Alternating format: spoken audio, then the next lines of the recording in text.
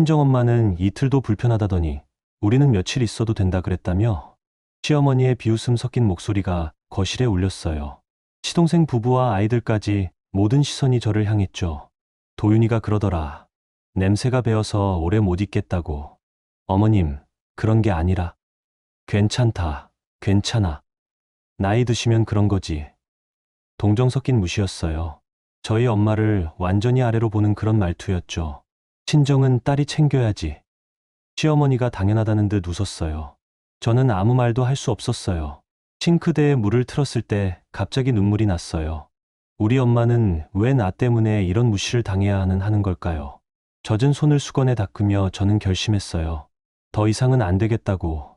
짐을 싸서 현관을 나서는 순간에도 남편과 시댁 식구들은 상상하지 못했죠. 제가 어떤 준비를 하고 돌아올지 말이에요. 지금 시청하시는 유튜브 수익의 일부는 소아암 어린이와 노인복지회에 기부됩니다. 지금 구독과 좋아요 누르시고 마음으로 후원하세요. 안녕하세요. 저는 한미정입니다. 지금부터 들려드릴 이야기는 작년 늦여름에 일어난 일이에요. 그때만 해도 저는 평범한 전업주부였죠. 경기도 광명에 있는 새 아파트에서 남편과 둘이 살고 있었어요. 결혼한 지 5년째였는데 은행을 그만두고 집에서만 지낸 지도 벌써 2년이 넘었었거든요. 그해 8월 말이었어요. 대구에 계신 엄마께서 서울로 올라오신다는 연락을 주셨죠. 무릎이 많이 아프셔서 큰 병원에서 수술 전 정밀 검사를 받으셔야 한다면서요. 엄마는 오래전부터 식당 일을 하셔서 무릎이 많이 상하셨거든요. 매일 서서 일하시고 무거운 것들도 들어 나르시고 그러셨으니까요. 미정아, 이틀만 신세 질게. 검사 받고 바로 내려갈 테니까 너무 부담스러워하지 마. 전화 속 엄마 목소리에는 미안함이 묻어 있었어요. 저한테 폐를 끼칠까봐 걱정하시는 게 느껴졌죠. 사실 엄마가 제 집에 오시는 건 결혼 후 처음이었어요. 그동안은 제가 내려가는 게 당연하다고 생각했었거든요. 엄마 무슨 말이야. 당연히 여기서 편히 쉬다 가면 되지. 그렇게 말은 했지만 마음 한편으로는 긴장이 됐어요. 남편 도윤이가 어떻게 생각할지도 걱정되고 엄마가 불편해하실까 봐도 걱정이었죠. 결혼하고 나서 늘 그랬어요. 양쪽 다 신경 쓰느라 마음이 편할 날이 없었거든요. 엄마가 오시는 날 아침 저는 일찍부터 집안 정리를 했어요. 거실 소파를 털고 화장실도 다시 한번 닦고 엄마가 주무실 작은 방도 깨끗하게 정리했죠. 평소보다 더 신경을 썼어요. 엄마께 제 집을 처음 보여드리는 거니까 딸이 잘 살고 있다는 걸 보여드리고 싶었거든요. 도윤이한테도 미리 말해뒀어요. 엄마가 이틀만 계시고 가신다고 불편하게 생각하지 말라고요. 도윤이는 당연하지, 뭔 소리야라고 했는데 그 표정이 영 시원하지 않더라고요. 뭔가 내키지 않는다는 기색이 살짝 보였어요. 오후 2시쯤 엄마가 도착하셨어요. 현관문을 열자마자 보인 엄마 모습에 가슴이 뭉클했어요. 무릎이 아프셔서 그런지 평소보다 조심스럽게 걸으시는데 양손에는 큰 보따리를 들고 계셨거든요. 엄마, 이게 다 뭐야? 아이고, 미정아, 집에서 곰탕 끓여서 가져왔다. 너희 둘이 먹으라고. 엄마는 냉동 포장된 곰탕 용기 여러 개와 각종 반찬, 그리고 한약 봉지까지 가져오셨어요. 무릎이 아픈데도 새벽부터 준비하셨을 생각에 눈시울이 뜨거워졌죠. 엄마, 몸이 아픈데 이런 것까지 준비하면 어떡해. 괜찮다, 괜찮아. 딸 집에 빈손으로 올 수는 없잖니. 엄마는 그렇게 말씀하시면서도 조심스러운 표정이셨어요. 제 눈치를 보시는 것 같기도 하고 낯선 환경이 어색하신 것 같기도 했죠. 평생 당신 집에서만 살아오셨는데 딸 집이라고 해도 결국은 사위 집이니까요. 엄마를 거실로 모시고 차를 끓여드렸어요. 엄마는 집 안을 둘러보시더니 참 깔끔하게 잘 꾸며놨다고 하셨죠. 그런데 계속 어딘가 어색해 보이셨어요. 소파에 앉으실 때도 조심스럽게 앉으시고 뭔가를 만질 때도 혹시 더러워질까봐 걱정하시는 것 같았거든요. 저녁 시간이 되어서 도윤이가 퇴근했어요. 현관문이 열리는 소리에 엄마는 얼른 자리에서 일어서셨죠. 박서방, 들어왔구나. 고생했어. 안녕하세요, 어머님. 도윤이는 평소와 다름없이 정중하게 인사를 드렸어요. 엄마도 깍듯하게 인사를 받으셨고요. 겉으로 보기에는 아무 문제 없는 평범한 사위와 장모의 만남이었죠. 박서방, 이틀만 있다 갈 테니까 불편하게 생각하지 마. 아니에요, 어머님. 편히 계세요. 도윤이는 웃으면서 대답했어요. 하지만 그 웃음이 뭔가 어색했어요. 평소 자연스러운 웃음과는 조금 다른 느낌이었거든요. 억지로 짓는 웃음 같다고 할까요? 엄마가 가져오신 약 봉지에서 한약 냄새가 살짝 났어요. 도윤이 얼굴을 찡그리는 게 보였죠. 아주 잠깐이었지만 저는 놓치지 않았어요. 그리고 엄마가 부엌 쪽으로 가셨을 때 도윤이가 살짝 인상을 찌푸리는 것도 봤거든요. 저녁 준비를 하면서 엄마가 가져오신 곰탕을 끓였어요. 진한 국물 냄새가 집 안가득 퍼졌죠. 엄마는 부엌에서 이것저것 도와주시려고 하셨는데 저는 말렸어요. 엄마는 앉아 있어. 내가 다 할게. 미정아, 내가 뭐라도 도와야지.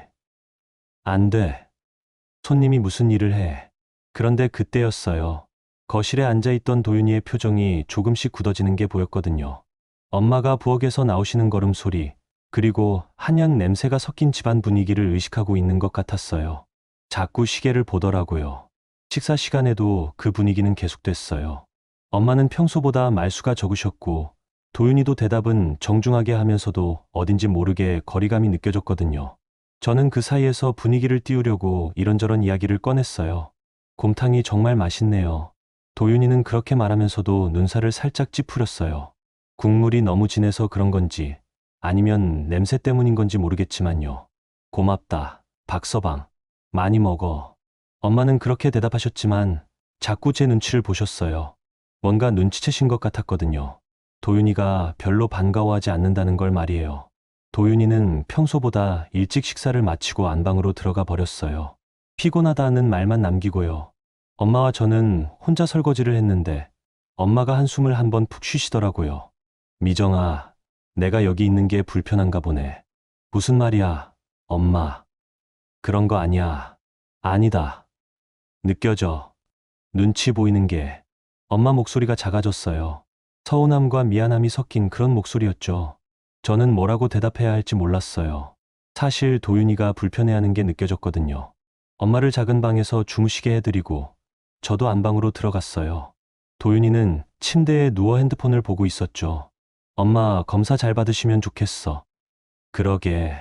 무릎이 많이 아프신가 봐. 대답은 했지만 도윤이 목소리에는 관심이 별로 없어 보였어요. 그냥 의례적인 대답 같았거든요. 저는 뭔가 서운한 기분이 들었지만 크게 말할 정도는 아니라고 생각했어요. 그날 밤에 화장실을 가려고 나갔다가 엄마 방에서 작은 소리가 들렸어요. 뒤척이시는 소리였죠. 아마 낯선 곳이라 잠이 잘 안 오시는 것 같았어요. 다음 날 아침 도윤이는 평소보다 30분이나 일찍 회사에 나갔어요. 일찍 들어가야 할 일이 있다면서요. 엄마는 그 모습을 보시더니 내가 있어서 불편한가 보네라고 중얼거리셨어요. 엄마, 그런 거 아니야. 원래 바쁜 사람이야. 저는 그렇게 말했지만 속으로는 도윤이한테 서운했어요. 하루 이틀인데 좀 참을 수는 없나 싶었거든요. 엄마도 다 아시는 것 같았어요. 괜히 미안하다는 말씀을 계속 하시더라고요. 엄마는 병원 검사를 받으러 가셨고 저는 혼자 집에 남아서 계속 생각했어요. 왜 이렇게 어색할까? 뭔가 잘못된 걸까? 그런데 그때까지만 해도 저는 단순한 어색함 정도로 생각했어요. 엄마가 검사를 받고 돌아오신 건 오후였어요. 다행히 수술 일정도 잡히고 생각보다 큰 문제는 없다는 이야기를 들으셨다고 하셨죠. 다행이다. 엄마. 그래. 다음 주에 수술하고 나면 많이 좋아질 거래. 엄마는 안도의 표정을 지으셨지만 여전히 어딘지 모르게 조심스러워 보이셨어요. 아마 내일 내려가야 한다는 걸 의식하고 계신 것 같았거든요. 저녁 시간이 다가오면서 저는 점점 더 불안해졌어요. 도윤이가 퇴근하면 또 어제 같은 분위기가 될까 봐서요. 그런데 정작 제가 걱정한 건 분위기가 아니었어요. 그보다 훨씬 더 심한 일이 기다리고 있었거든요. 지금 생각해보면 그때가 모든 일의 시작이었던 것 같아요. 아주 작은 신호들이 있었는데 저는 그걸 제대로 알아차리지 못했던 거죠. 아니, 알아차렸지만 설마 하는 마음으로 넘어갔던 건지도 몰라요. 그때 제가 좀 더 단호하게 말했다면 달라졌을까요? 아직도 그 생각을 할 때가 있어요. 둘째 날 저녁이었어요. 엄마는 병원에서 돌아오신 뒤로 계속 조용하셨어요. 검사 결과는 괜찮았지만 뭔가 기운이 없어 보이셨거든요. 아마 어제부터 느껴진 어색한 분위기 때문인 것 같았어요. 저는 간단하게 저녁 준비를 했어요. 엄마가 가져오신 반찬들과 밥만 차려놓으면 되니까 크게 손이 갈 것도 없었죠. 그런데 엄마는 자꾸 뭔가를 도우려고 하셨어요. 미정아, 내가 뭐라도 하자. 엄마는 그냥 앉아 있어. 아픈 몸에 뭘 해. 괜찮다. 이 정도는. 엄마는 부엌에 서서 이것저것 만지작거리셨지만 결국 별로 하실 일이 없으셨어요. 오히려 제가 더 신경 쓰이더라고요. 엄마가 무릎이 아픈데 괜히 서 계시는 것 같아서요. 도윤이가 퇴근한 건 6시 반쯤이었어요. 평소보다 30분 늦었죠. 현관문이 열리는 소리에 엄마는 또 얼른 자리를 정돈하셨어요. 어제와 똑같은 모습이었어요. 박서방, 고생했어. 안녕하세요. 인사는 똑같이 주고받았지만 도윤이 표정이 어제보다 더 굳어 보였어요. 회사에서 무슨 일이 있었나 싶기도 했지만 뭔가 다른 것 같았어요. 집 안 분위기를 의식하고 있는 것 같았거든요. 그때였어요. 엄마가 가져오신 한약 봉지에서 냄새가 조금 났나 봐요. 도윤이가 코를 살짝 찡그리더니 에어컨 리모컨을 들었어요. 좀 답답하네요. 그러더니 에어컨을 꺼버렸어요. 8월 말인데 아직 더웠거든요. 그리고는 거실 창문을 활짝 열어버렸죠. 바깥 바람이 확 들어오면서 집 안이 시끄러워졌어요. 여보, 왜 창문을 열어? 밖에 더운데. 환기 좀 시켜야죠. 공기가 안 좋아요. 도윤이는 그렇게 말하면서 엄마 쪽을 슬쩍 봤어요. 한약 냄새 때문이라는 걸 돌려 말한 거죠. 엄마도 그 의미를 알아차리신 것 같았어요. 얼굴이 살짝 굳어지셨거든요. 내가 좀 오래 있었나 보네. 엄마는 작은 목소리로 중얼거리셨어요. 웃으려고 하시는데 입꼬리가 제대로 올라가지 않았어요. 손도 자꾸 달싹달싹 거리시더라고요. 불안하실 때 나오는 엄마의 습관이었어요. 저는 뭐라고 말해야 할지 몰랐어요. 도윤이를 나무랄 수도 없고 그렇다고 엄마한테 괜찮다고 말하기도 어려웠거든요. 실제로 괜찮지 않으니까요. 저녁 드세요. 저는 어색함을 넘기려고 서둘러 밥상을 차렸어요. 엄마는 여전히 조심스럽게 움직이셨고 도윤이는 계속 창문 쪽을 신경 쓰고 있었어요. 밥을 먹기 시작했는데 분위기가 정말 어색했어요. 어제보다 훨씬 심했죠. 엄마는 거의 말씀을 안 하셨고 도윤이도 밥만 먹고 있었어요. 저는 그 사이에서 뭔가 말을 해야겠다고 생각했어요. 오늘 검사 받으시느라 고생 많으셨죠? 응, 괜찮았어. 엄마는 짧게 대답하시고는 다시 조용해지셨어요. 평소 엄마답지 않게 말이 없으셨거든요. 도윤이는 아예 대답도 안 했어요. 그런데 그때였어요. 도윤이가 물컵을 탁 하고 식탁에 내려놓더니 입을 열었거든요. 어머님. 갑자기 정색을 하고 부르는 바람에 저는 가슴이 철렁했어요. 뭔가 좋지 않은 말이 나올 것 같았거든요. 검사도 다 받으셨으니까 내일쯤 내려가시는 게 좋지 않을까요? 그 말이 나오는 순간 엄마 손에 들린 밥숟가락이 허공에서 멈췄어요. 저도 숨이 막히는 것 같았어요. 설마 이런 말을 직접 할 줄은 몰랐거든요. 여보, 제가 뭔가 말하려고 했는데 도윤이가 손을 살짝 들어서 말을 막았어요. 어머님도 집이 그리우실 테고 저희도 평소대로 생활하는 게 편할 것 같아서요. 목소리는 정중했지만 그 말의 의미는 너무 선명했어요. 더 이상 여기 있지 말고 가달라는 뜻이었죠. 저는 얼굴이 확 달아올랐어요. 부끄럽고 화가 나고 서운하고 그런 감정들이 한꺼번에 올라왔거든요. 엄마는 잠시 아무 말씀도 안 하셨어요. 그러더니 억지로 웃음을 지으셨어요. 그래, 그래야지. 내가 너무 오래 있었나 보네. 아니에요, 어머님. 그런 뜻이 아니라. 도윤이는 그제서야 말을 돌리려고 했지만 이미 늦었어요. 엄마 얼굴에 상처받은 기색이 역력했거든요. 미정아, 괜찮다. 박서방 말이 맞아. 내가 여기서 불편하게 지낼 일 없잖니. 엄마는 그렇게 말씀하시면서도 손이 계속 떨리셨어요. 화가 나신 건지 서운하신 건지 아니면 부끄러우신 건지 모르겠지만 평소와는 완전히 다른 모습이었어요. 저는 뭐라고 대답해야 할지 몰랐어요. 도윤이한테 화를 내고 싶었지만 엄마 앞에서 부부싸움을 할 수도 없었고 그렇다고 엄마를 위로할 말도 떠오르지 않았거든요. 식사는 그렇게 어정쩡하게 끝났어요. 엄마는 평소보다 훨씬 빨리 수저를 놓으셨고 도윤이는 먼저 들어가겠다면서 안방으로 사라져버렸어요. 부엌에서 설거지를 하는데 엄마가 옆에서 도와주셨어요. 평소 같으면 앉아 계세요라고 했을 텐데 그때는 뭔가 말하기가 어려웠어요. 엄마도 말이 없으셨고요. 미정아. 응? 내가 내 집 불편하게 해서 미안하다. 엄마가 갑자기 그런 말씀을 하시는 바람에 저는 손이 멈췄어요. 설거지하던 그릇이 싱크대에 부딪히면서 소리가 났죠. 엄마, 무슨 말이야? 불편한 게 아니야. 아니다. 다 보여. 박서방이 싫어하는 게. 엄마 목소리가 떨렸어요.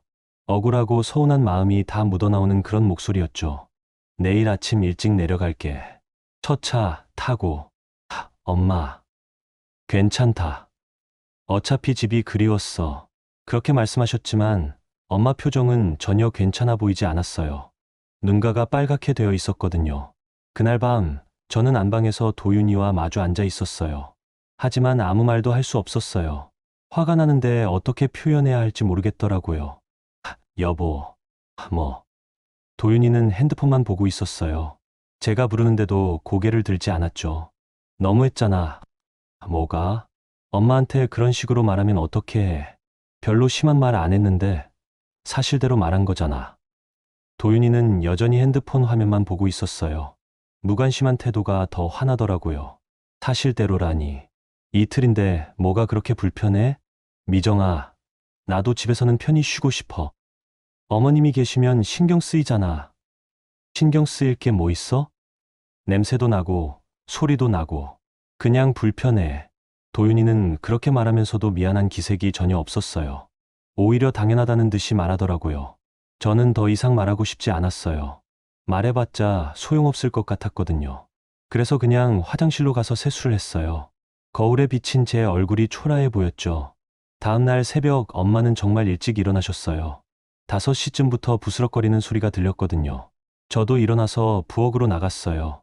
엄마, 이렇게 일찍 왜 일어나셨어? 기차 시간이 있어서. 엄마는 벌써 짐을 다 싸놓으셨어요. 오실 때 들고 오신 보따리가 그대로 묶여 있었죠. 가져오신 반찬들도 거의 그대로 남아 있었어요. 엄마, 아침이라도 먹고 가요. 괜찮다. 기차에서 먹을게. 엄마는 그렇게 말씀하시면서도 저를 안아주셨어요.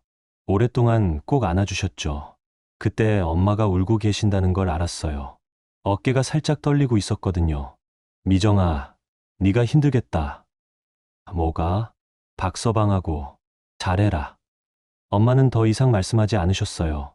하지만 무슨 뜻인지 알겠었어요.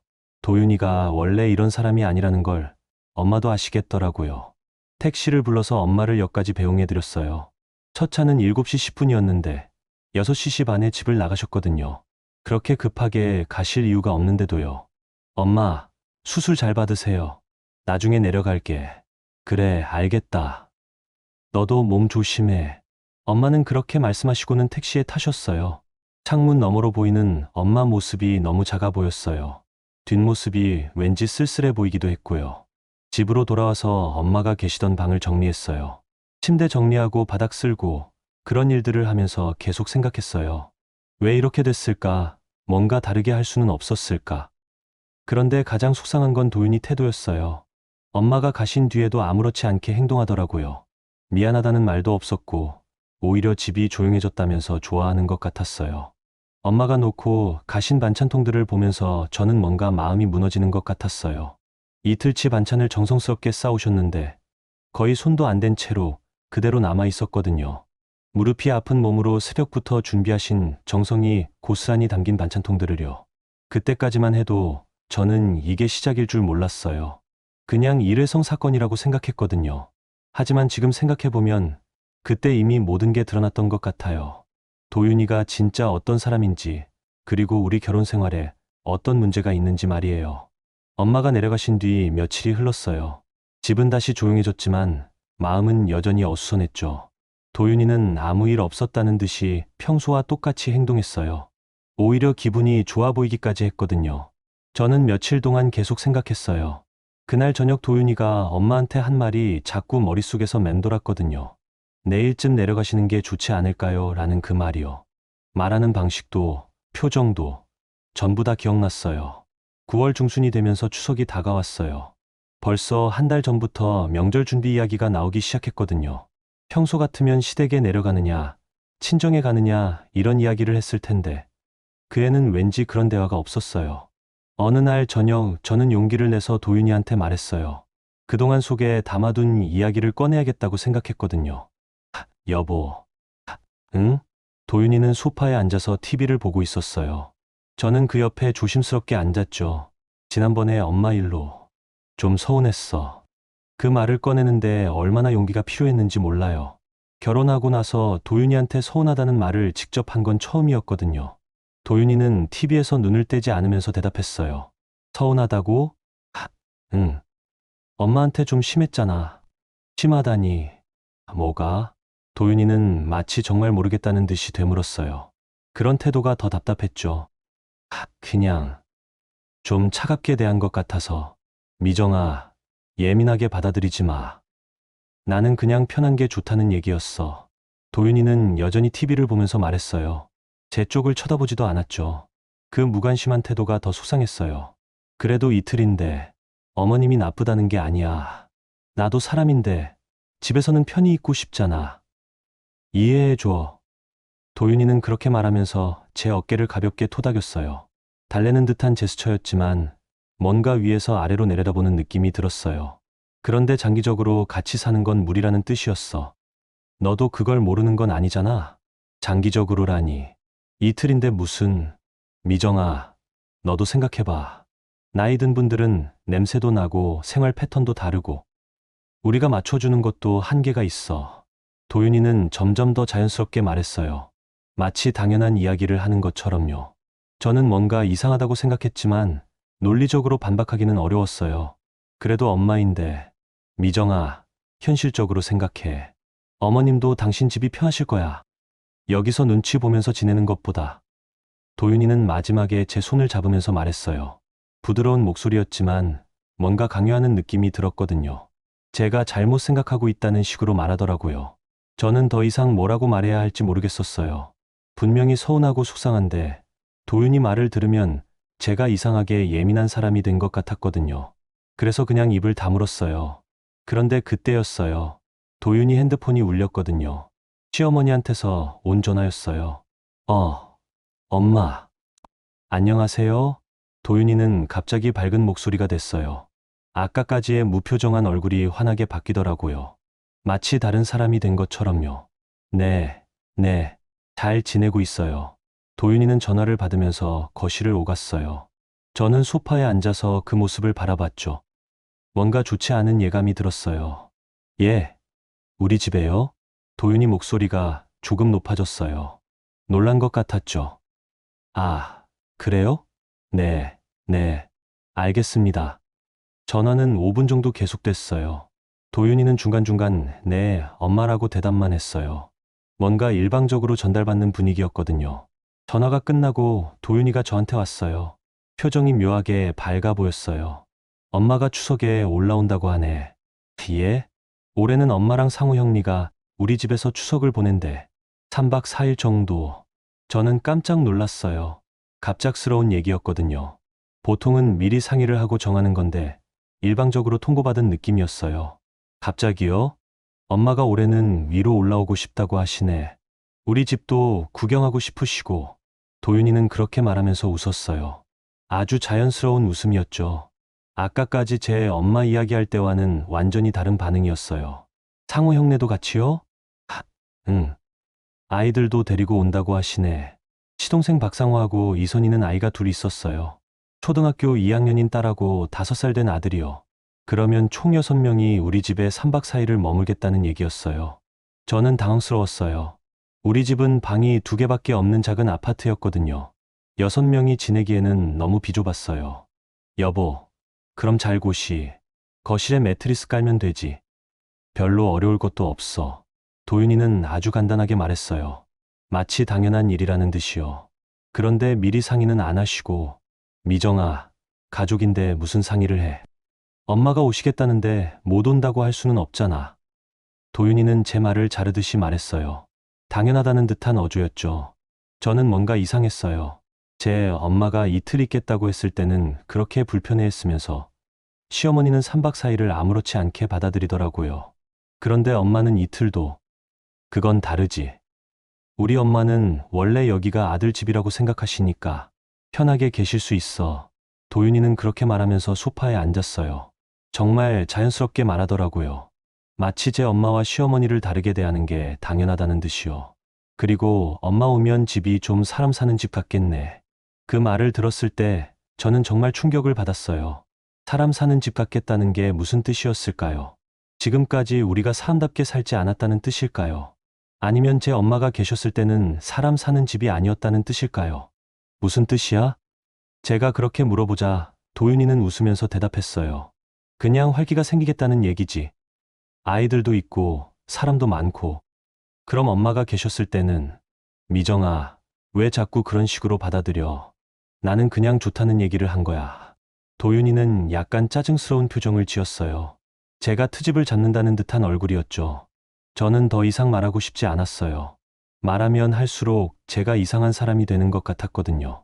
하지만 마음속에서는 뭔가가 서늘하게 식어 내려가는 걸 느꼈어요. 그날 밤, 저는 잠을 잘 수 없었어요. 계속 생각이 났거든요.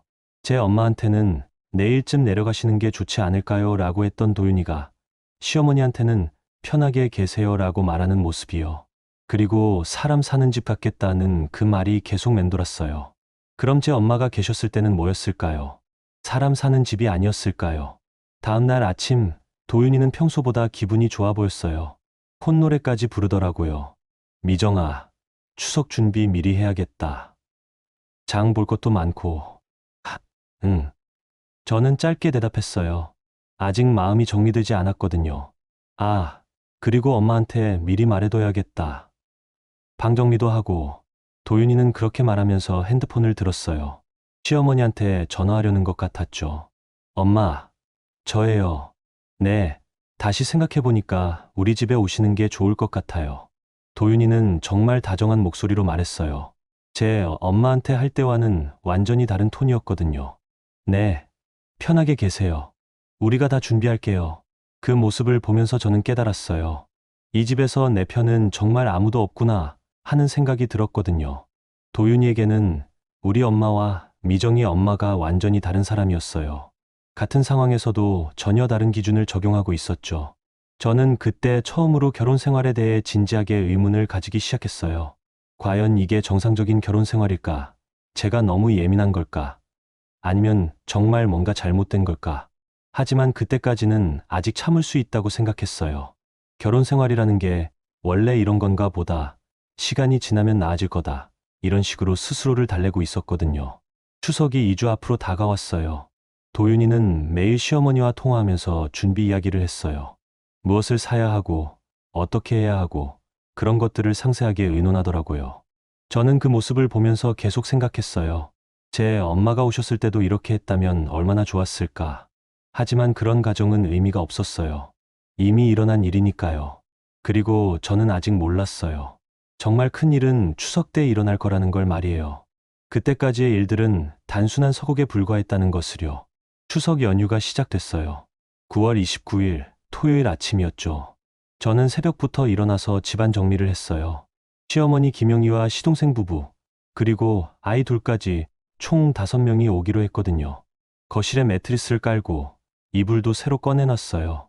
부엌에는 며칠치 식재료를 준비해뒀죠. 도윤이도 평소보다 일찍 일어나서 청소기를 돌리고 있었어요. 우리 엄마 오시는 거라 좀 신경 써서 해야지. 도윤이는 그렇게 말하면서 평소에는 만지지도 않던 걸레질까지 했어요. 제 엄마 오실 때와는 완전히 다른 모습이었죠. 9시쯤 현관벨이 울렸어요. 도윤이가 달려가서 문을 열었어요. 엄마, 오셨어요. 아이고, 우리 도윤이. 김영희 시어머니가 들어오셨어요. 68세인데 목소리가 아직 힘차셨죠. 뒤이어 박상호 시동생과 이선희 형수님, 그리고 아이들까지 우르르 들어왔어요. 현관이 금세 복잡해졌어요. 신발들이 어지럽게 벗겨져 있고 큰 가방들이 바닥에 놓여 있었거든요. 아이들은 신나서 이리저리 뛰어다니기 시작했어요. 어머님, 안녕하세요. 저는 정중하게 인사를 드렸어요. 시어머니는 저를 위아래로 한번 훑어보시더니 고개를 끄덕이셨죠. 미정이 고생 많다. 우리 때문에. 아니에요. 편히 계세요. 그런데 말이야. 시어머니는 거실로 들어가시면서 주위를 둘러보셨어요. 그러더니 갑자기 웃으시더라고요. 친정엄마는 이틀도 불편하다더니 우리는 며칠 있어도 된다 그랬다며? 그 말을 들었을 때 저는 가슴이 철렁했어요. 도윤이가 시어머니한테 그런 이야기를 했다는 뜻이었거든요. 제 엄마가 이틀 계시면서 불편했다는 걸 말씀드렸다는 거죠. 어머님, 제가 뭔가 말하려고 했는데 시어머니는 손을 흔들면서 웃어넘기셨어요. 괜찮다. 괜찮아. 이해해. 친정하고 시댁은 다르니까. 그렇게 말씀하셨지만 그 웃음 뒤에는 뭔가 다른 의미가 있는 것 같았어요. 비아냥거리는 듯한 느낌이었거든요. 이선희 형수님은 아이들을 달래느라 바빴어요. 5살 민준이가 계속 울고 있었거든요. 민준아, 그만 울어. 할머니 집이야. 싫어. 집 가고 싶어. 아이는 계속 울면서 소파를 발로 찼어요. 7살 수진이는 벌써 냉장고를 열어보고 있었고요. 수진아, 함부로 만지면 안 돼. 저는 조심스럽게 말했지만 시어머니가 먼저 말씀하셨어요. 괜찮다. 괜찮아. 여기가 할머니 집인데 뭘 못 만져. 아이들은 그 말을 듣고 더욱 신나게 집 안을 뛰어다녔어요. 거실에서 숨바꼭질도 하고 소파에서 뛰어내리기도 했죠. 점심 준비를 해야겠다고 생각해서 부엌으로 갔어요. 그런데 시어머니도 따라오셨더라고요. 미정아, 뭐 준비했어? 갈비찜이랑 잡채 만들려고 했어요. 아, 그래? 좋네. 시어머니는 냉장고를 열어보시면서 이것저것 확인하셨어요. 그러더니 갑자기 중얼거리시더라고요.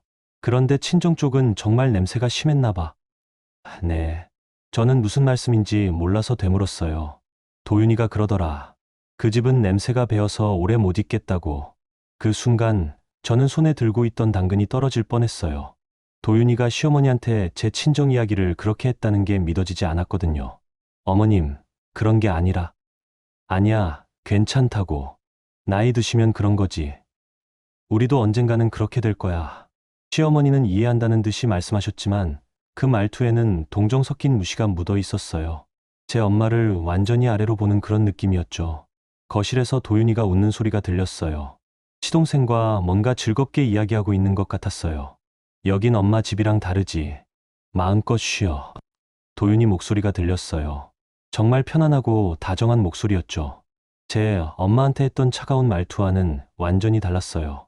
그러게, 여기는 진짜 우리 집 같아. 시동생도 웃으면서 대답했어요. 그들에게는 정말로 이 집이 친정집이나 다름없었나 봐요. 저는 부엌에서 혼자 채소를 썰고 있었어요. 손이 떨려서 칼질이 제대로 안 됐어요.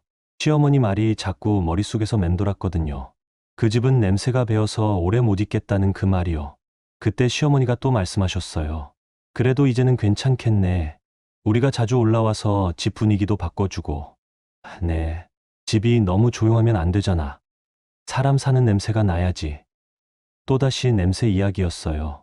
제 친정은 냄새가 나서 못 견디겠는데 시댁은 사람 사는 냄새가 나야 한다는 거죠.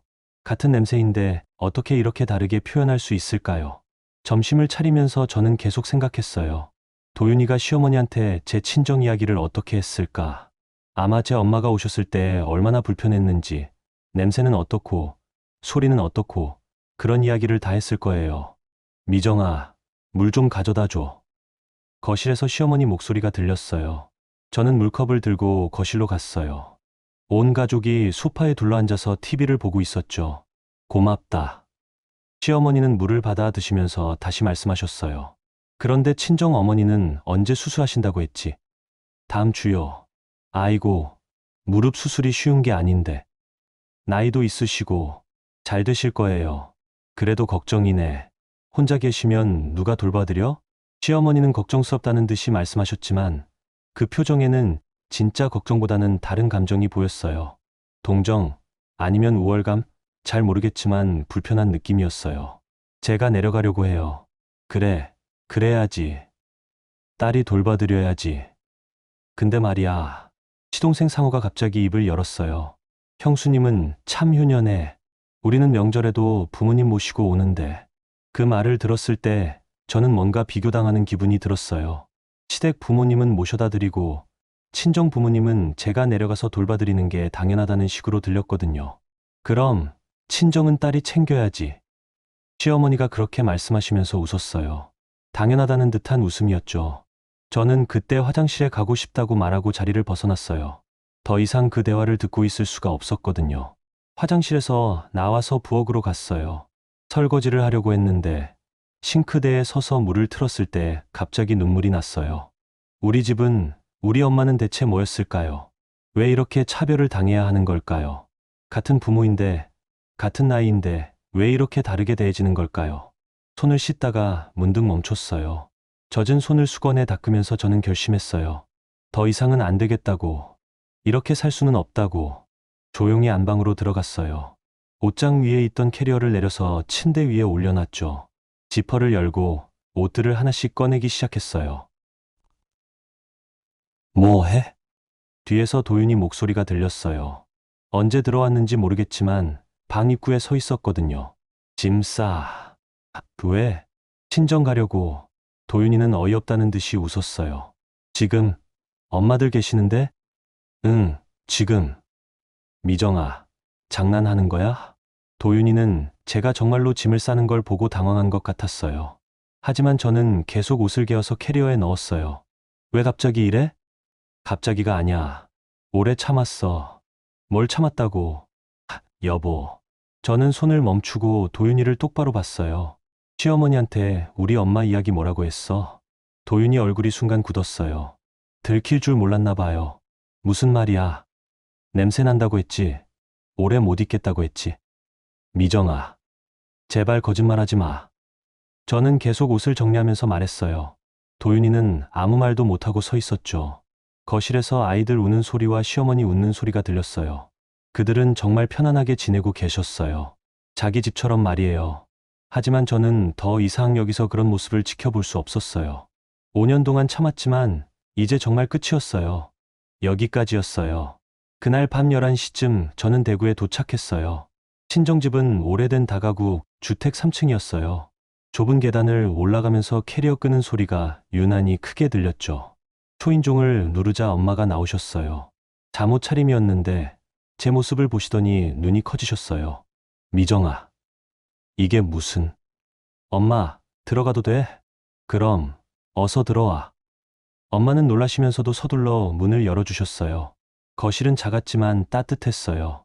오래 써서 낡은 소파와 작은 TV, 그리고 식탁이 전부였지만 마음이 편해지더라고요. 설마 그냥 놀러 온 건 아니겠지. 엄마는 제 캐리어를 보시더니 표정이 심각해졌어요. 딸이 밤늦게 짐을 들고 나타났으니 평범한 일은 아니라는 걸 직감하신 거죠. 앉아. 차부터 마시자. 엄마는 말씀을 안 하시고 부엌으로 가셨어요. 보리차를 끓이는 소리가 들렸죠. 저는 소파에 앉아서 주위를 둘러봤어요. 여기가 제가 자란 곳이었어요. 좁지만 제 편인 사람들이 있는 곳이었죠. 엄마가 차를 가져다 주시고 제 옆에 앉으셨어요. 이제 말해봐. 무슨 일이야? 저는 천천히 이야기를 시작했어요. 엄마가 서울에 오셨던 일부터 도윤이가 어떻게 했는지, 오늘 시어머니가 뭐라고 했는지 하나씩 차근차근 말씀드렸죠. 처음에는 담담하게 말했어요. 울지도 않고 화내지도 않고 그냥 사실들을 나열하듯이 말씀드렸거든요. 하지만 말하다 보니 제 목소리도 조금씩 떨리더라고요. 그 집은 냄새가 배어서 오래 못 있겠다고 했다는 거야? 엄마 목소리에 분노가 섞였어요. 차분하신 엄마가 화를 내시는 걸 오랜만에 봤죠. 응. 아이고, 미정아, 네가 너무 참았구나. 엄마는 제 손을 잡으시면서 한숨을 푹 쉬셨어요. 미안하다는 표정이었어요. 딸이 그런 일을 당하는데 아무것도 해드릴 수 없었다는 게 죄송하신 것 같았거든요. 그때 오빠 집에서 자던 조카 현우가 일어나서 나왔어요. 25살 된 현우는 회계사 준비를 하고 있었거든요. 이모 왔어요? 응, 현우야. 현우는 늦은 시간인데도 저희 대화에 관심을 보였어요.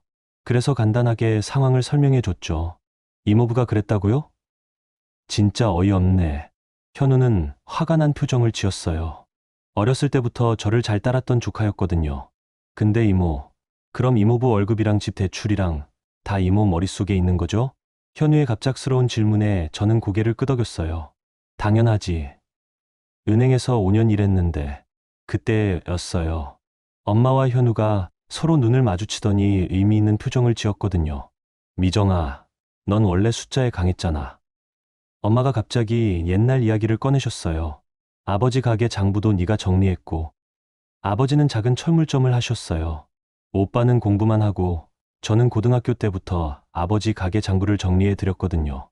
복잡한 외상거래나 재고 관리 같은 것들을 말이에요. 은행에서도 여신심사했잖아. 대출 서류 수백 건 받고. 맞았어요. 저는 은행에서 개인 대출부터 기업 대출까지 온갖 서류를 검토했었어요. 소득증명서, 재산증명서, 신용조회 그런 것들을 보는 게 일이었죠. 이모, 그럼 정말 모든 걸 다 아시는 거네요. 현우가 신기해하면서 말했어요. 집이 누구 명의인지, 대출이 얼마나 남았는지, 이모부가 매달 얼마나 벌고 얼마나 쓰는지. 응, 다 알아. 그렇게 대답하면서 저는 뭔가 깨달았어요. 저한테도 무기가 있다는 걸 말이에요.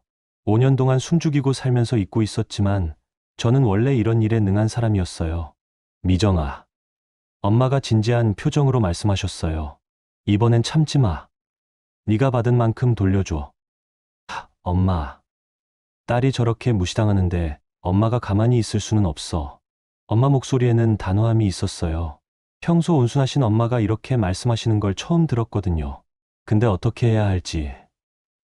이모, 복수 같은 건 생각하지 마세요. 현우가 갑자기 말을 끊었어요. 복수는 감정적인 거고 실수하기 쉬워요. 그냥 정리하세요. 정리? 네. 이모가 그 집에 투자한 시간이랑 돈이랑 정확하게 계산해서 돌려받는 거예요. 현우는 회계 공부를 하고 있어서 그런지 현실적으로 말했어요. 법적으로 이모 몫이 얼마인지, 재산 분할하면 얼마나 받을 수 있는지 다 계산해 보세요. 그 말을 듣는 순간 저는 마음이 차분해졌어요. 화가 나고 억울한 감정들이 정리되기 시작했거든요. 맞아요. 복수가 아니라 정리였어요. 제가 그 집에서 5년간 투자한 모든 것들을 정확히 계산해서 제 몫을 찾아오는 거였죠. 그날 밤 저는 오랜만에 푹 잤어요. 어렸을 때 쓰던 제 방에서 제 이불을 덮고 자니까 마음이 편했거든요. 누구 눈치 볼 필요도 없고 조용히 해야 한다는 스트레스도 없었어요. 다음 날 아침 엄마는 제가 좋아하는 미역국을 끓여주셨어요. 미정아, 이제 어떻게 할 거야? 차근차근 준비해 볼게요. 저는 그렇게 대답하면서 속으로 계획을 세우기 시작했어요. 억울한 며느리가 아니라 치밀한 계획자의 마음으로 말이에요. 추석 연휴 둘째 날 아침, 저는 일찍 일어나서 작은 책상 앞에 앉았어요. 어렸을 때 숙제하던 그 책상이었죠. 서랍에서 공책 한 권과 펜을 꺼내서 정리를 시작했어요. 첫 번째는 집 관련 서류였어요. 결혼할 때 친정에서 준 자금이 3천만 원, 제가 은행에서 모은 돈이 2천만 원이었거든요. 총 5천만 원을 계약금으로 넣었는데 등기상으로는 도윤이 단독 명의였어요. 당시에는 아무 생각 없이 그렇게 했어요. 부부니까 누구 명의든 상관없다고 생각했거든요. 하지만 지금 생각해보니 그게 첫 번째 실수였어요. 미정아, 뭘 그렇게 열심히 써? 엄마가 아침 준비를 하시면서 물어보셨어요. 계산 좀 해보는 거예요. 그래, 천천히 해. 급할 것 없어. 엄마는 더 이상 묻지 않으시고 부엌으로 가셨어요. 저를 믿고 맡겨주시는 것 같았어요. 두 번째는 대출 상환 내역이었어요. 매달 200만 원씩 원리금을 갚고 있었는데 이 중에서 절반인 100만 원은 제 명의 통장에서 자동 이체되고 있었거든요. 5년간 6천만 원을 제가 낸 셈이었어요.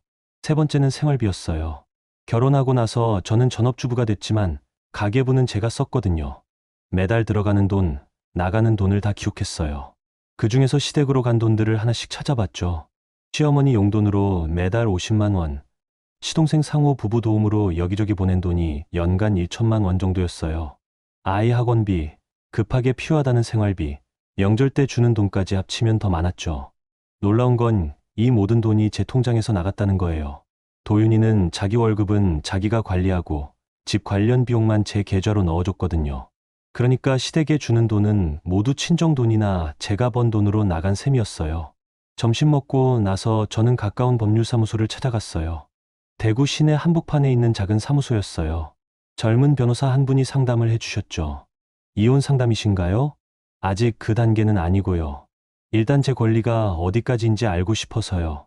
저는 준비해간 자료들을 꺼내서 보여드렸어요.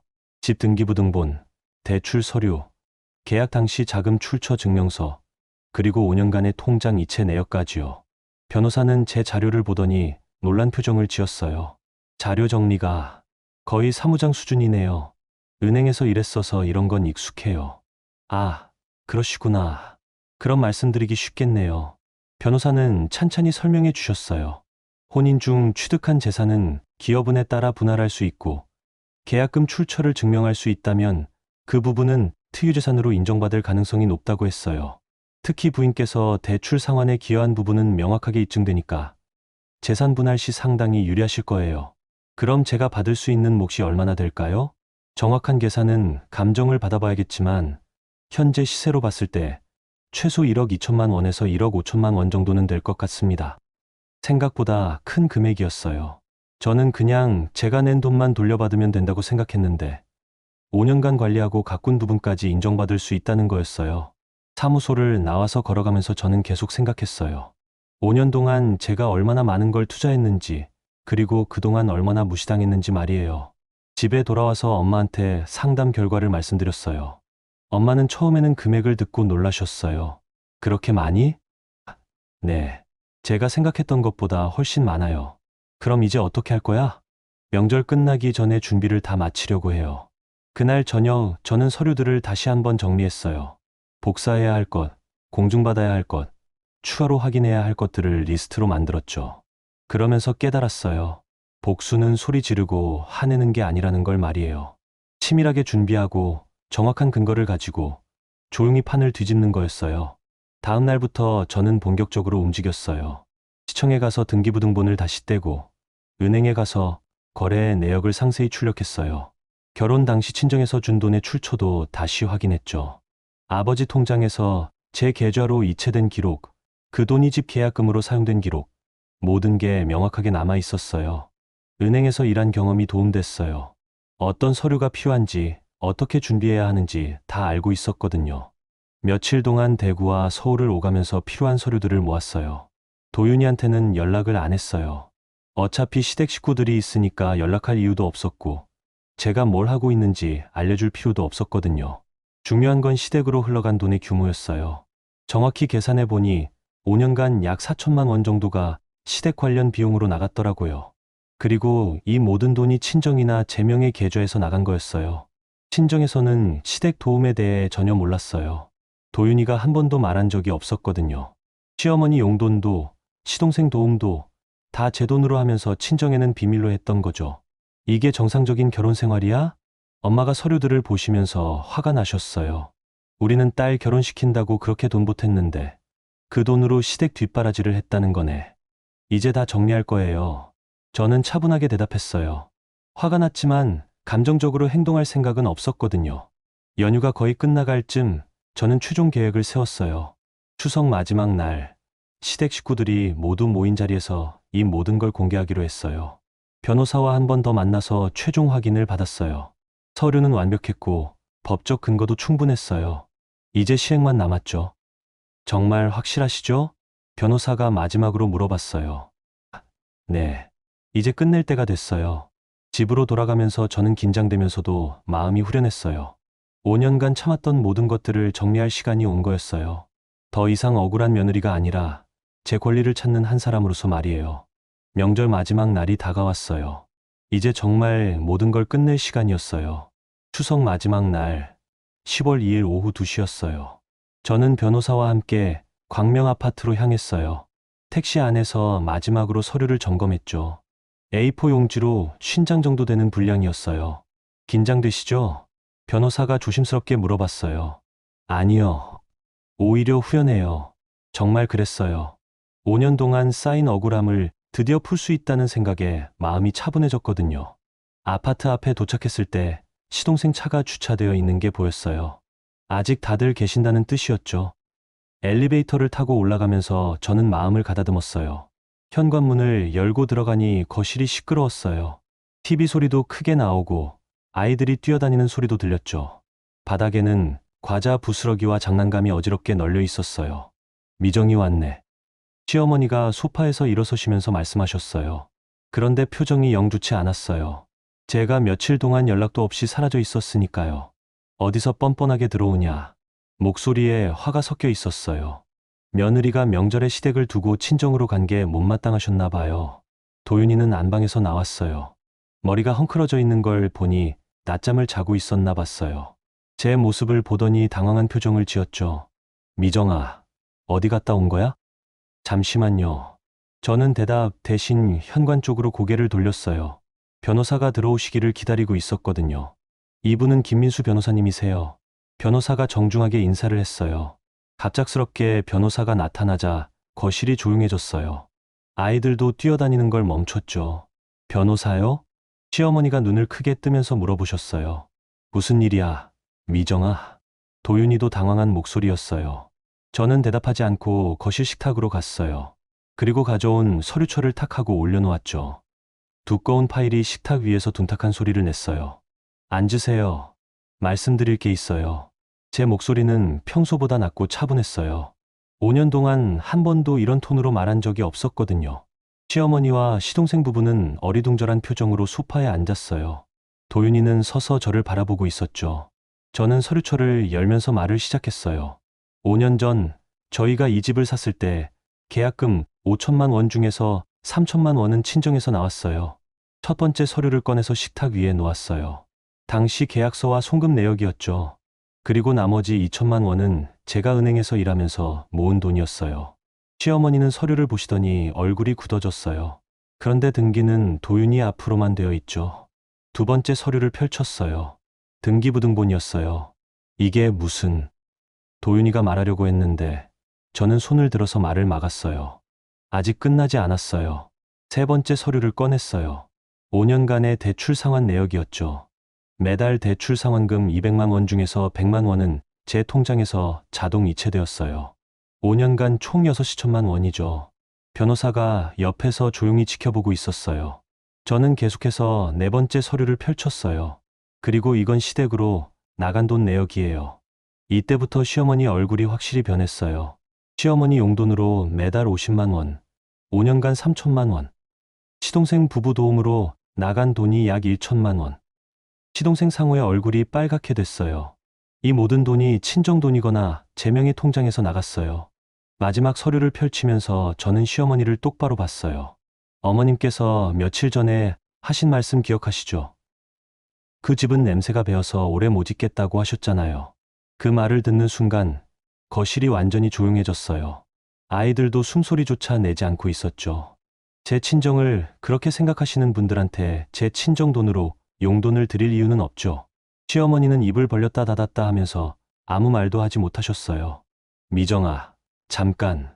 도윤이가 다가오려고 했는데 변호사가 앞으로 나왔어요. 재산 분할 신청서입니다. 변호사가 새 서류를 꺼내서 도윤이 앞에 내밀었어요. 부인께서 이 집에 기여한 부분을 정확히 계산했습니다. 현재 시세로는 약 1억 3천만 원 정도 될 것 같습니다. 도윤이는 서류를 받아보더니 얼굴이 하얘졌어요. 그리고 이건 시댁으로 나간 돈에 대한 반환 요구서고요. 변호사는 계속해서 서류를 내밀었어요. 총 4천만 원입니다. 이자까지 계산하면 더 늘어날 수 있습니다. 시동생 부부는 서로 얼굴만 바라보고 있었어요. 갑작스러운 상황에 어떻게 반응해야 할지 모르는 것 같았죠. 저는 마지막으로 시어머니를 봤어요. 어머님, 이 집은 제 안전을 지켜주지 못했어요. 목소리에 감정을 넣지 않으려고 노력했어요. 제 친정을 무시하고 제 돈으로 살면서도 저를 무시하는 곳에서는 더 이상 살 수 없어요. 시어머니는 여전히 말을 못하고 계셨어요. 그러니까 이제 제 몫만 가져가겠어요. 어머님은 아들 집으로 가세요. 그 말에 시어머니가 드디어 입을 열었어요. 미정아, 이게 무슨... 어머님, 더 이상 말씀하지 마세요. 저는 단호하게 말을 끊었어요. 5년 동안 충분히 참았어요. 이제 각자 책임지고 살아가시면 됩니다. 변호사가 시계를 보더니 저에게 눈짓했어요. 예정된 시간이 된 것 같았어요.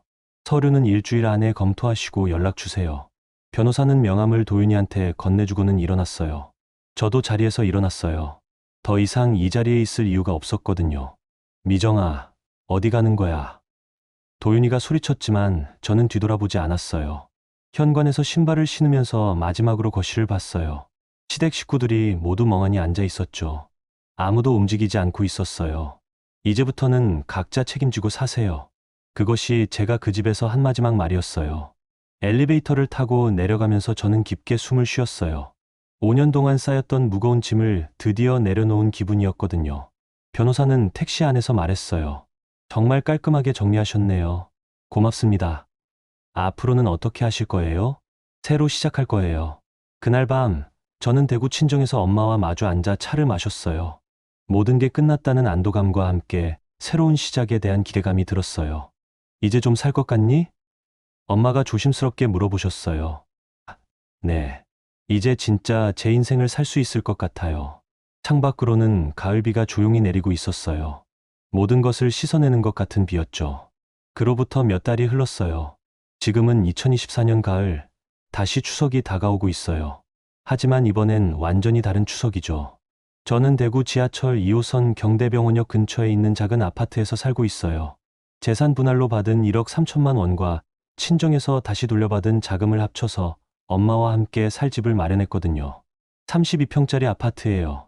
크지는 않지만 방 2개의 거실, 부엌이 넉넉해서 엄마와 저에게는 충분했어요. 무엇보다 이 집은 완전히 저희 이름으로 되어 있어요. 대출도 없고 누구한테 눈치 볼 일도 없죠. 작년 12월에 모든 법적 절차가 끝났어요. 도윤이는 처음엔 변호사를 통해서 재산 분할 금액을 줄이려고 했었어요. 하지만 제가 준비한 서류들이 너무 완벽해서 별다른 이의를 제기할 수 없었죠. 특히 친정돈의 출처와 제가 대출 상환에 기여한 부분이 명확하게 증명됐거든요. 은행에서 일한 경험이 정말 도움됐어요. 어떤 서류가 법적 효력이 있는지, 어떻게 정리해야 하는지 다 알고 있었으니까요. 시댁으로 나간 돈은 절반 정도 돌려받았어요. 시어머니가 처음엔 완강하게 거부하셨지만 변호사가 법적 조치를 취하겠다고 하니까 결국 합의를 보게 됐죠. 시동생 부부는 분할해서 갚기로 했어요. 엄마는 작년 가을에 무릎 수술을 잘 받으셨어요. 재활도 순조롭게 진행돼서 지금은 집 안에서 천천히 걸어 다니실 수 있어요. 오늘도 부엌에서 저희 점심을 준비하고 계시더라고요. 미정아, 차 한잔 할까? 오후 3시쯤 엄마가 거실로 나오시면서 말씀하셨어요. 창밖으로 가을 햇살이 부드럽게 들어오고 있었죠. 노을이 지기 시작하는 시간이었어요. 좋아요. 저는 책상에서 일어나서 소파로 갔어요. 요즘 저는 집에서 일을 하고 있거든요. 동네 자영업자들 장부를 정리해 주는 일이에요. 처음에는 지인 소개로 한두 곳 시작했는데 입소문이 나면서 일이 계속 늘어났어요. 은행에서 쌓은 경험이 정말 도움이 됐죠. 복잡한 세무 처리나 대출 상담까지 해드릴 수 있으니까 사장님들이 만족해 하세요. 지금은 단골 고객이 10곳 정도 돼요. 작은 카페부터 동네 마트, 미용실, 치킨집까지 다양해요. 매달 정기적으로 장부를 정리해드리고 세금 신고 시기에는 더 바빠지죠. 온라인으로도 강의를 조금씩 시작했어요. 생활 속, 재무관리라는 주제로 주부들을 대상으로 하는 강의였죠.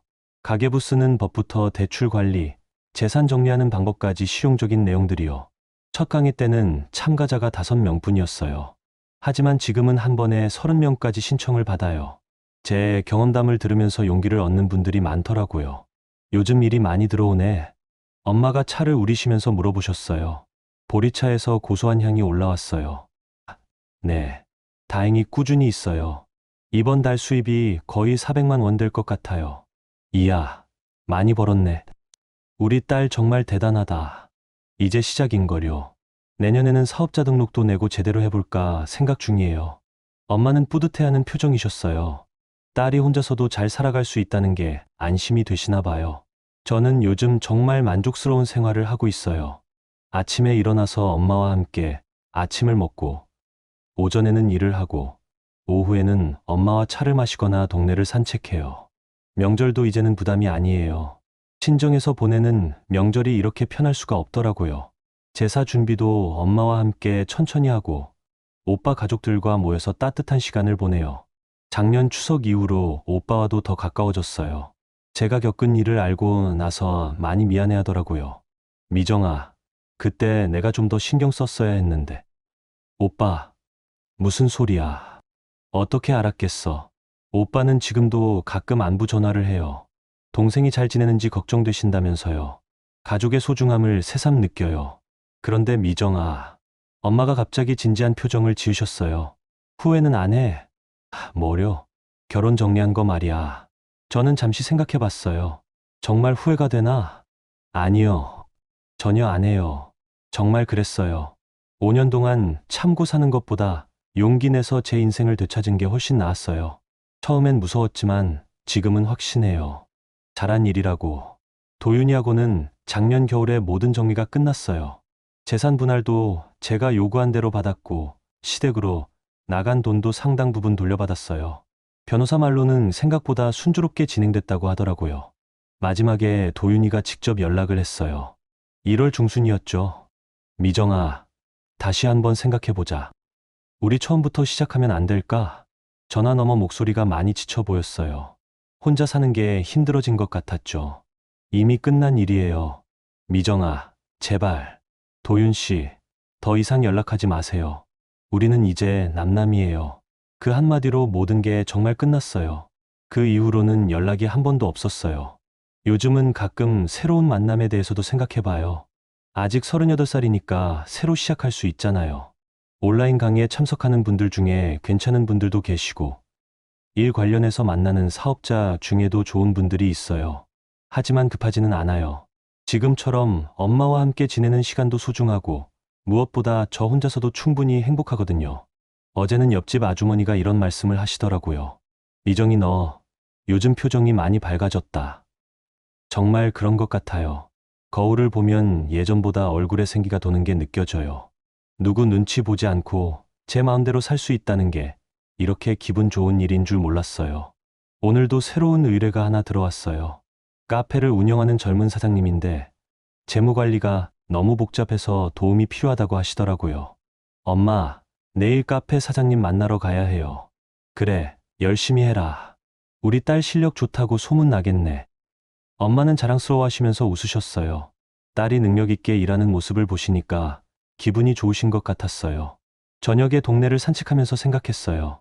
작년 이맘때만 해도 저는 다른 사람이었어요. 남편 눈치, 시댁 눈치 보면서 숨죽이고 살던 사람이었죠. 그런데 지금은 완전히 달라졌어요. 제 이름으로, 제 집에서, 제 능력으로 살아가고 있어요. 더 이상 누구의 며느리도 아니고 누구의 부속품도 아니에요. 며칠 후면 추석이에요. 작년 추석이 제 인생의 전환점이었다면 올해 추석은 새로운 시작을 확인하는 날이 될 것 같아요. 엄마와 단둘이 보내는 첫 번째 추석이지만 전혀 외롭지 않아요. 오히려 마음이 따뜻하고 편해요. 오빠 가족들도 오기로 했거든요. 조카들이 이모 집에서 추석을 보내는 게 신난다고 하더라고요. 이모 집 진짜 좋아요. 여기가 진짜 이모 집이에요? 지난주에 놀러 온 현우가 그렇게 말하더라고요. 제 집이라는 게 이렇게 뿌듯한 일인 줄 몰랐어요. 달력을 넘기면서 저는 혼자 중얼거렸어요. 인생은 언제든 다시 시작할 수 있어. 그리고 정말 그렇다고 믿어요. 용기만 있다면 언제든 새로운 인생을 시작할 수 있다고요. 창밖으로 보이는 가을 하늘이 정말 높고 맑았어요. 앞으로 어떤 일들이 기다리고 있을지 모르지만 이제는 뭐든 해낼 수 있을 것 같았어요. 제 힘으로 말이에요. 여러분, 오늘 이야기는 어떠셨나요? 때로는 참는 것보다 용기 내는 것이 더 큰 힘이 됩니다. 억울한 일을 당하고 계시다면 여러분도 충분히 소중한 사람이라는 걸 잊지 마세요. 나이가 들었다고, 시간이 많이 흘렀다고 포기하지 마세요. 인생은 정말 언제든 다시 시작할 수 있답니다. 지금까지 시청하신 유튜브 수익의 일부는 소아어린이와 노인복지회에 기부됩니다. 기부에 동참해 주셔서 진심으로 감사드립니다.